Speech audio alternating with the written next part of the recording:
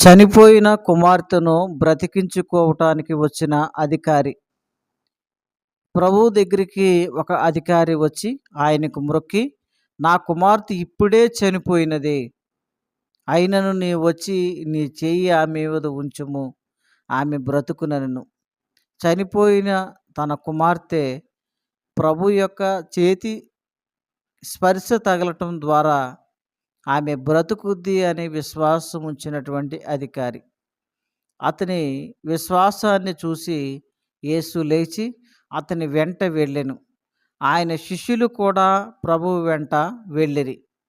ఈ రీతిగా వారును శిష్యులను అధికారి కూడా అధికారి ఇంటికి వెళ్ళే సమయానికి అక్కడ అంతయు గందరగోళ పరిస్థితులు ఉన్నవి. అంతలో యేసు ఆ అధికారి ఇంటికి వచ్చి పిల్లన గ్రోవులు వాయించువారిని గొల్లు చేయుచుండు జనసమూహమును చూచి, స్థలమియుడి, ఈ చిన్నది నిద్రించుచున్నదే గాని చనిపోలేదని వారితో చెప్పగా వారాయనను అపహాసించిరి. ప్రభువు ఈ పిల్ల చనిపోలేదు అని అన్నప్పుడు అక్కడ ఉన్నవారందరూ కూడా ప్రభువుని అపహాస్యం చేశారు, హేళన చేశారు.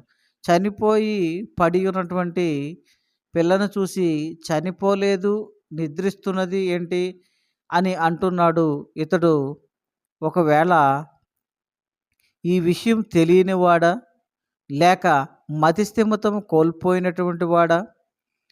చనిపోయిన వారిని నిద్రిస్తున్నారు అని భావించి ఇతడు ఒకవేళ మాట్లాడుచున్నాడా అని అతన్ని అపహాస్యం చేశారు.